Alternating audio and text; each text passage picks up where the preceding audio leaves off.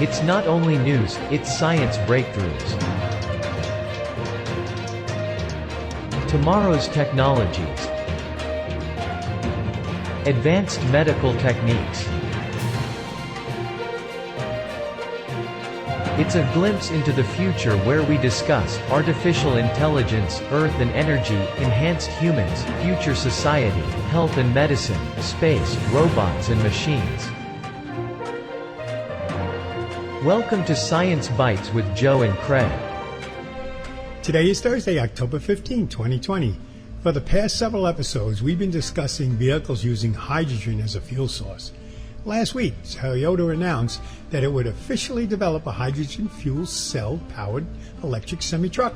The Japanese carmaker's North America division will be partnering with Hino USA, a commercial vehicle manufacturer, to produce the heavy Class 8 fuel cell truck specifically for the North American market. The truck itself uses the existing Hino XL series chassis provided by Toyota's fuel cell technology. Toyota plans to show off the first demonstration vehicle in the first half of 2021, but we still know little about it. The prototype of a prior initiative called Project Portal 2.0 may provide some clues. Revealed in 2018, the prototype was a 670 horsepower semi with 1,325 pound-feet of torque and a towing capacity of 80,000 pounds. Its fuel cells gave it a reported range of 300 miles. Craig, it's a strange time to announce plans for a hydrogen-powered semi. Tesla's competitor Nikola Motors landed in hot water last month after an investigation revealed the company might have misled their shareholders with its demonstration of a fuel cell-powered Nikola 1 semi-truck back in 2018. Yeah, I remember that. That was a little bit of a scandal back then. So fuel cell cars are very similar to traditional gasoline-powered vehicles. Fuel cell electric cars have a driving range of more than 300 miles on one tank of hydrogen fuel. They can refuel in just minutes, and the fueling experience is almost identical to a gas station. Yeah, one of the key things is knowing what that hydrogen is going to cost. Yeah, that would be interesting to know what the cost is actually going to be. But as cool as future car fuels are, Joe, I think our next topic is really incredible. Yeah, you're right. While nations are spending billions building football-sized nuclear fusion reactors, a 12-year-old kid from Memphis, Tennessee, just became the youngest person ever to achieve atomic fusion. With just hours left before he turned 13, Jackson Oswald managed to fuse two deuterium atoms in a fusion reactor he built. It wasn't built in a lab or a warehouse or other facilities, but in his family house. That is just so incredible. According to Jackson, he was the only person who worked on the reactor during both the design and production stages. You know, Craig, Jackson told the Guinness Book of World Records that his fusor temperatures is approximately 100 million degrees Kelvin. And for those who may not know what Kelvin is, let me explain. The Celsius and Fahrenheit scales were both built around water, either a freezing point or a boiling point, or some combination of water and chemical. Scientists used the Kelvin temperature scale because they wanted a temperature scale where zero has no thermal energy. He was able to use electricity to accelerate two atom deuterium together so they fused into an atom of helium-3 isotope, which also releases a neutron which can be used to heat up water and turn a steam engine, which in turn produces electricity. Jackson also said he was inspired by Tyler Wilson, the previous record holder at age 14. In an interview with Jackson's mother, she explained that there were a few moments during the project that she had some reservations and would be Googling things before he turned on various stages. Joe, what an amazing story and an incredible kid. Can you imagine the brain he has? Yeah, and he's a 13-year-old Einstein. If he could accomplish this now at 13, who knows what he'll do by the time he turns 18? For real. Hey, remember when we discussed that mycelium coffins? Oh, yeah, I do. That was last week, and it was your favorite part of the show. It was the favorite part of my show. Well, we have mycelium again. A startup company called Bolt Threads uses a special kind of fiber made from mycelium, which is the thread-like roots of mushrooms. So they used these mushrooms to create a vegan leather-like material called Milo. Some of the most prominent clothing brands in the world, including Adidas, announced they would be partnering with Bolt, investing significant amounts of money in the company to eventually create hundreds of millions of square feet of this unique material. The first Milo products will go on sale sometime next year. The fashion industry remains the most polluting sectors in the world.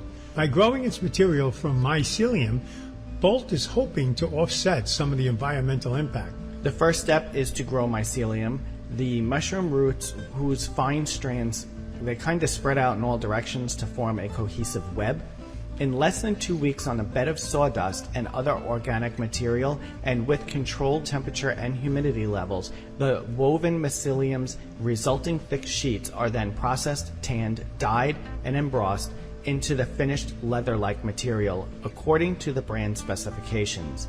Mycelium production uses half the volume of water needed for cotton production and uses no animal products. That's a really amazing material.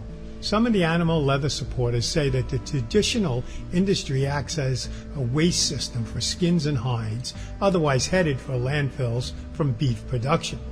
Unfortunately, the curing and tanning process is often toxic, and there is a growing association of the minds of consumers between raising cattle and our climate crisis. For brands that face scrutiny around the fashion industry environment's footprint, the interest in Milo is obvious. Bolt Thread's other primary and initial product, an artificial spider silk thread called microsilk, has previously been used in capsule collections and collaborations with designers. But that yarn isn't at a place yet where it can compete with the fabrics like polyester on a price and performance. By contrast, mushroom leather can compete on both price and industrial demand. It is also far closer to market readiness, a proposition that was given a boost earlier this month in research published by the University of Vienna. Okay, it's time for a short break. We're building the next chapter of American exploration, returning to the moon to stay, so we can go beyond to Mars, to expand what's possible and further our understanding. The architecture for these missions is already taking shape. We will go with new systems, bold designs, and a sustainable mission. You can hear it, taste it, touch it. We are going. We are training, testing, pressing our pioneering spirit into every component, defining our resolve with every line of code, and securing our success with every welcomed partnership. This is not hypothetical. This is not about flags and footprints. This is about sustainable science and feeding forward the advance of the human spirit. Because we are the pioneers, the star sailers, the thinkers, the visionaries, the doers. And because we stand on the shoulders of giants to go farther than humanity has ever been, we will add our names to the rolls of the greatest adventurers in history. Every day, every mission, we advance this calling. We are NASA. And after 60 years, we're just getting started.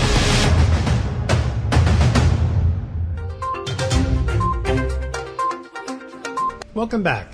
The Defense Advanced Research Project Agency, known as DARPA, just handed out a $14 million contract to develop a test and nuclear thermal space propulsion system. The concept is simple.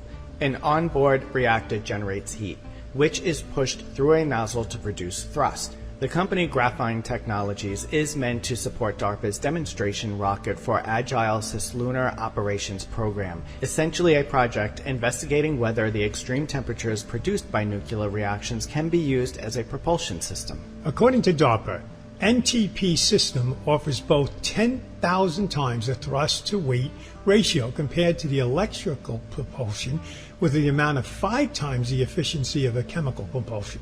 The agency hopes nuclear thermal propulsion will allow the U.S. to keep up with maintaining space domain awareness in cislunar space. NASA is eyeing a similar system for propelling its own spacecraft. Last year, NASA Administrator Jim Bridenstine called NTP a potential game changer for the agency, with the potential to revolutionize space travel and enable trips to and the eventual settlement on Mars. Such a propulsion system could allow for artificial gravity during such long trips to outer space. According to NASA's research dating back to 2014, artificial gravity will address the health concerns surrounding long-term exposure to zero gravity. Well, let's just stay on the nuclear topic for a moment, because last week the Russian military successfully launched a hypersonic atomic missile called the Zircon missile.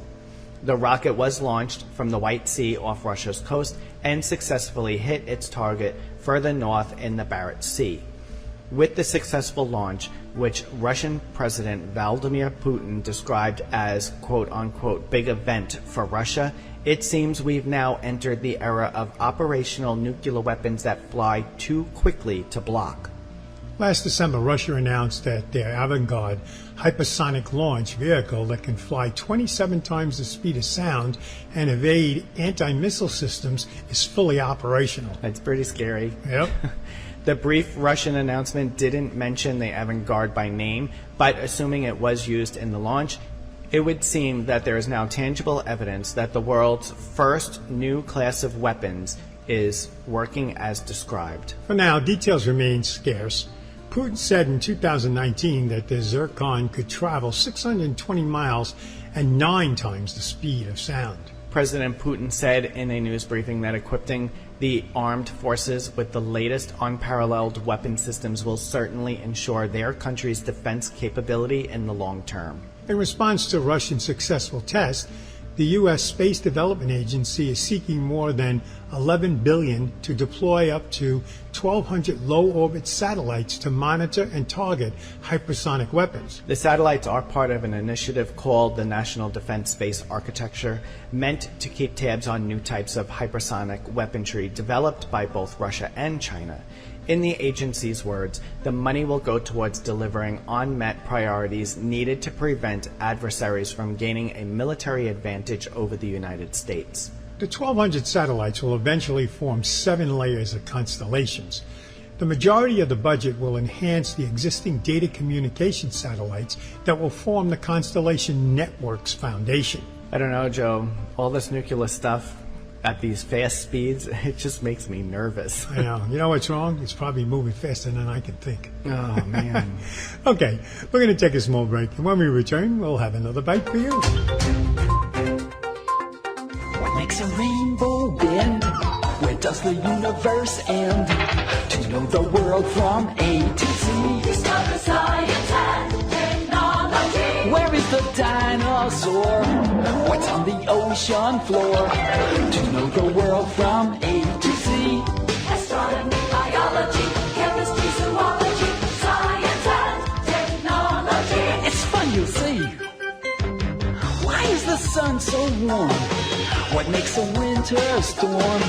And what's a quadruped? Why is the planet Mars red? You'll find there's lots to know, and exploring as you go, to know the world from A to Z. Discover science and technology.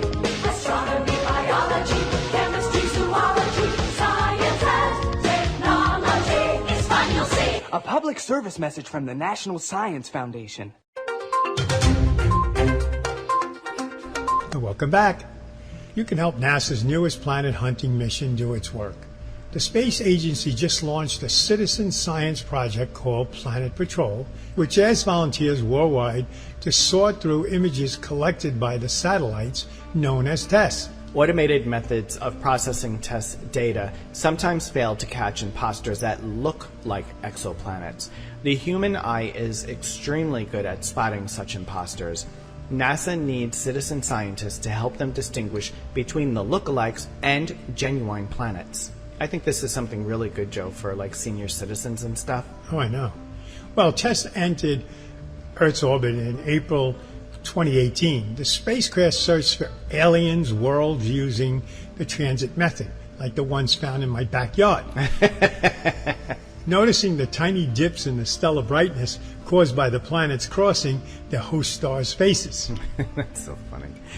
And now there's Planet Patrol, the new online project, a partnership involving NASA, the SETI Institute, the Space Telescope Science Institute in Baltimore, and the citizen science collaborative platform Zooniverse.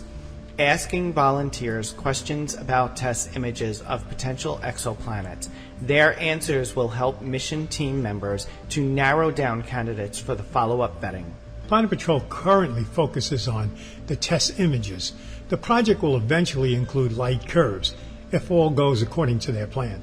If you are interested in helping out, go to the Planet Patrol website or Planet Hunters Tests. Or aliens in Joe's backyard. Or aliens in Joe's backyard. What do aliens look like, Joe? Well, it depends. My neighbors look like one. So they're not little gray men with big dark eyes and little nostrils? No, they're crabby neighbors with big ears. And messy hair. Yeah. That brings us to the close of another show. You can find our shows on our website, mysciencebytes.com, and on all podcast platforms. Joe and I are grateful to you, our listeners. Let us know how we're doing by leaving a review and giving our show a 5-star rating. It really helps move up our rating so more people can find us. Because of your continued support, our show is now available in 18 countries. Thanks again for listening, and we will be back next week with another new episode.